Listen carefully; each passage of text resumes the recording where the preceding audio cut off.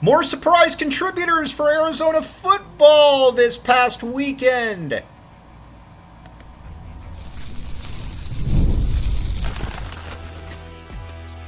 You are Locked On Wildcats, your daily podcast on the Arizona Wildcats. Part of the Locked On Podcast Network, your team every day. I'm your host, Mike Luke, and thanks for keeping it locked on Wildcats. This show is brought to you by FanDuel. Check it out, FanDuel.com. You know your money's good. You can bet on games, bet on events, bet on anything, and you know your money is good. All right, now we are going to break down this past weekend what exactly happened with Arizona football, because there is a lot to like about what happened with Arizona football. There's, I think, a big part of this is who are some of the new contributors that we could be discussing. And the first one we need to talk about is Owen Goss. Owen Goss out of Colgate. Probably the man with the whitest teeth on the entire team. I'm just kidding. That was bad. But Owen Goss, this is going to be the player that is going to be very much in a Martell Irby type role, I believe. We've been talking about it a great deal, and we're going to get to the linebackers here in just a second. But with Owen Goss, what I think you've really got to be impressed by is he's just a playmaker. He's around the ball, and Duane Akina, like we've talked about a bunch of times, Duane Akina has said he wants playmakers. He wants to get his best players out on the field. Well, Owen Goss is one of your 11 best players. You got to get him out on the field in some way, shape, or form. I think Duane Akina will be able to do just that. It would not surprise me in the least if that were to be the case. Now, watching him, he's, like I said, he's just got kind of a knack for the ball, whether that's getting in on tackles, whether that's getting in on, a strip sack, whether that's getting an interception. He can kind of do a little bit of everything. And I think we were at the point with Arizona where you know for a fact that there's certain guys and you know what they can do. We're going to get into Treydan Stukes. We're going to get into all those guys. But with Goss, you're probably going to see him in the box a lot. We've talked a lot about that with Genesis Smith as well, and I think with Genesis, he is a big-time. He's obviously a big-time contributor. Obviously, he's a future NFL player. But I think with Owen Goss, I think you're very much looking at a Martell Irby type, and I think that's what's exciting about him is that Martell Irby, when he took over, he was a difference maker for the Cats last year, and I think you've been looking to find that guy, and I think Owen Goss is going to probably be that dude. If you watch him, he is, like I said, he's just been all over the field, excited to see what he can do in that Martell Irby type role. Maybe a little bit of linebacker, a little bit of safety, who knows exactly. Use him as a pass rusher. There is a lot to like. Then at that other cornerback spot, we're going to talk Treydan Stukes. He is going to be moving inside, outside. He is going to be basically everywhere on this team. We've talked a ton about Marquise Groves-Killebrew and everything that Marquise Groves-Killebrew can do, and he can do a lot. He is very good. But watching Treydan Stukes, he can line up outside and he can line up inside. He had a really, really nice interception on Friday where, when he was playing on the boundary, and again, looks primed for a big year, and then you can put him in the nickel as well. You also saw Freeney, you saw Groves-Killebrew out there. You come away thinking that maybe this is going to be a little bit better of maybe there's no really reason to worry about any position in the secondary. And again, watching Stukes, there's a guy that's obviously really, really good, and I think if he wants to flash, that NFL potential that I think that, some people think that he has, then he's going to have to show that he can play outside a little bit. And if he can do that, then I think he's going to have a good shot at the NFL. But I think between all the safety we've talked about, Goss, and the cornerbacks, Arizona is in really really good shape. And I think everybody's going to emerge there. And I think it's going to be one of the top 5 to 10 units in the entire country. I mean, I really do. I don't think that I'm being biased, Mike. I am back in the A, but I don't know that I'm back in the A too much there. So there's a lot to like with the secondary. Stukes, And again, we've talked about it before. Genesis Smith, he's got to get out there on the field in some way, shape, or form. Dalton Johnson, Gunnar Maldonado can blitz when needed, but you really like Dalton Johnson on the back end because with Dalton Johnson, he is a he's kind of that quarterback of the secondary. Very impressive player, can do a lot of different things for the Wildcats. But again, that's been a big takeaway in through the first week, almost week of practice, is that the secondary is a bunch of standouts and they look really good. And they've flustered Noah Fifita at times. Obviously Noah hasn't had T-Mac out there. We're going to talk a lot about T-Mac on tomorrow's show, but there's also other good wide receivers with possibilities of doing things, and this defense has more or less done a very nice job with it. We like what we are seeing. All right, now, at the linebacker spot, here's where it gets fascinating. We all know Jacob Manu is an All-American, totally, just a great football player. He's probably going to leave here as one of the best linebackers in school history, and that's saying a lot because this is a school that has produced Lance Briggs, Sean Harris, Marcus Bell, just a lot of awesome linebackers, and I believe that Jacob Manu is going to be right in that linebacker pantheon. But trying to find somebody next to him. And first, we got to talk a little bit about Kamula. Now, linebacker he had a massive day on Friday. He was the camp MVP. He had a forced fumble. He had a tackle for loss. And he was more or less pretty much everywhere. And watching players like that, he looked like he just kind of had a little bit of a knack for the ball. He's a bigger dude. He's about 6'2", 225, 230. And the coaching staff has talked about how he's been somebody that has really, shown that a reason to have a lot of faith in him. Watching him, you can see it. And I think at that other linebacker spot next to Manu, you probably have about 3 candidates emerging at this point. You've got Kamula. You've also got Justin Flo, and Flo had a nice sack as well. Again, I'm still more of the opinion that Flo is going to be a pass rush, kind of a unique specialist. We're going to get to Flo in a second as well. Flo on special teams, my friends. And then Tay Brown. One of those 3 is going to, I think, need to be your linebacker. And again, I think it's going to be flexible. This is a very fluid situation because with Goss, with Genesis Smith, with the other safeties, you have some players that can kind of buoy everything. But you would like to have another player next to Manu that's 6'2", 215, 220, 225, especially, when you're playing against some of these downhill running attacks in the Big 12 that are some of the best running attacks in the entire country. You can get a linebacker like that next to Manu, but, Tay Brown looked pretty good the first day or so. Certainly looks the part. Then you got Kamula, who is he was a force on Friday. Then also talking about Justin Flo. I think with Flo, that he's probably the most athletically gifted player on the team. He's got the most suddenness. He's got the most, forceful impact. You got to remember, there was a reason that he was graded out as the best defensive player in the country coming out of high school.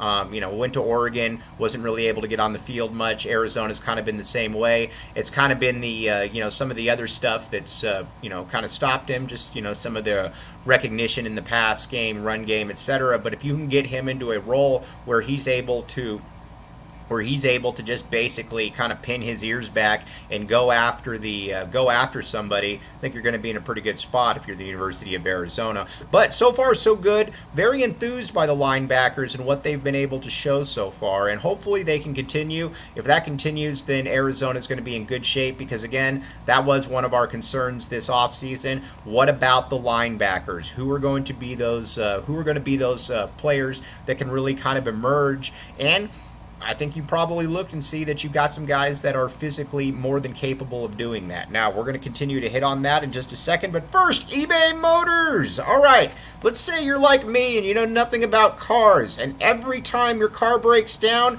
your first reaction is to call your father. That is my first reaction when it comes to my car breaking down, although now I will call AAA from time to time. But let's just say that you don't always want to call your father, who may or may not know anything about cars to begin with. So here's the deal. With eBay Motors, millions of parts for your MVP. Win every time with parts that fit your ride. Check it out. All right, now again, everybody has been screwed over by some mechanic that says that they've got a great deal for you, and lo and behold, they don't have a great deal for you. They generally suck. So eBay Motors says, here's the deal. Get the stuff from us cheaper, then take it to somebody that you know doesn't suck. It's pretty much that simple. Millions of parts for your MVP. Win every time with parts that fit your ride. Thanks for keeping it locked on Wildcats and making this your first listen of the day. I am your host, Mike Luke. All right, staying with the linebackers here. Like I said, they look big. They've looked physical. That is something that, like I said, there was probably going to be a lot of questions about. What's also exciting about this team is that up front, you know, we obviously have some questions about depth. I think with Chuba May and with Isaiah Johnson, you know that those defensive tackles are big. After that, though, they're a little bit undersized. Kevon Darton, not the biggest guy in the world. Very good, but not the biggest guy in the world. Then you've also got Bear Anderson. Great name. Love Bear Anderson. But he's also about 270 pounds. These are not the biggest guys in the world. This isn't like last year where you had Tyler Manoa and Tia Savea and a host of others that were, you know, that were really, really good football players. That's where I think we're at this stage when it comes to this roster. Now, with the defensive linemen, again, I think you're looking at it, and for the longest time, I thought that Kevon Darton was going to start, and I still think he's going to get a lot of snaps. But I also am far from sold that he is going to be the starter, just because the other two have looked really good so far, Isaiah Johnson and Chuba. Now, keep in mind, with Isaiah Johnson, this is somebody that has battled injuries his entire career. He's never really been able to stay healthy. Obviously, was a really talented kid coming out of Chandler, but again, not the physically. He's just not been able to really stay healthy at this point. Maybe he can. Maybe that can switch after a while. We will see, but those two, I think, are pretty much set in stone, and that's why it's better to have a better linebacker, to have a bigger linebacker back there, and we will find out exactly what happens. One thing you're going to see, I think, with this defense as well is that even if you can't necessarily generate a pass rush consistently from your D-line, I think you're going to see, like we talked about, I think you're going to see Dwayne Akina continuously get the linebackers and get the safeties involved. One way or the other, this is going to be an attacking defense. He wants it to be an attacking defense, and he said that from day one. I think that's what's exciting about Dwayne Akina is he does not mess around. When he announced that he was coming back, I was very, very excited about that, and it's easy to see why. Like we talked about yesterday, he is I don't care generally about age when it comes to anything. I care about what I see. And what I see with Dwayne Akina is a 67-year-old that looks like he's about 45 from an impact perspective. Just moving up and down the field, the way he yells, he is he's a treasure. I mean, you generally don't see players or coaches that are that age that move like that. That can. It's kind of like watching Hubie Brown. Hubie Brown is 91 years old, but I will watch any NBA game that Hubie Brown is commentating. I do not care about the age. I care about the product. That's where we're at. Some people just age differently. Dwayne Akina is certainly one of those people. We very much like a Dwayne Akina on this show. All right, now. Let's move over to the offense. Noah Fifita, my guy. By the way, I do believe I am taller than Noah Fifita. But I am not better than Noah Fifita, and basically I have nothing over Noah Fifita, but Noah Fifita is the man. I believe Noah Fifita will leave the University of Arizona as the most beloved football player in school history, and I don't think that it's going to even be close. Keep in mind, you got to remember a little bit about the backstory, obviously. Lightly recruited because of, not very tall. Came here, Jed Fish did not want to play him under any circumstances. Kept talking about how Jayden de Laura was this, Jayden de Laura was that.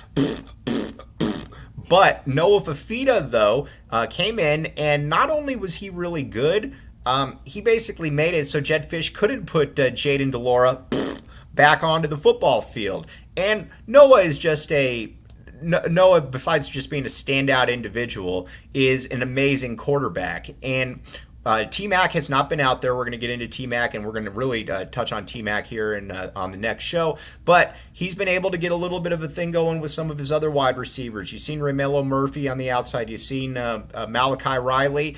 But Noah didn't even have his best day on Friday, but there is just a calmness. There is a huddle. There is a presence about Noah Fifita that very, very few football players have. He just has it. Some players just kind of get it. Noah Fifita is that player that gets it, and you can see why players have always, have always gravitated towards him. He strikes me as the guy too that doesn't even comes into the party, doesn't say much, but he's still the life of the party. Everybody wants to be around Noah Fifita, and you understand why. He can make all the throws, but the great thing about him is when he makes a great throw, he always will say something to the effect of, "Well, that was a great cut by Malachi. I didn't necessarily see that one coming, so he bailed me out." But it's not that fake. It's not that fake. Oh yeah, I'm not that good after you just dropped 85 points on somebody, and none of that stuff. It's very genuine, where you can tell that he was raised by his father, Les, very good dude, by the way. That when it takes everybody else to be able to make you into the football player that you are, and Noah lives that. When you watch Noah, he's either thanking God or he's thanking somebody else. Just a very, very humble football player, and that's another reason why it's very easy to get around or get to just really kind of get around him. Now, I said last year, and I'm generally wrong on everything, but on this one I was not wrong.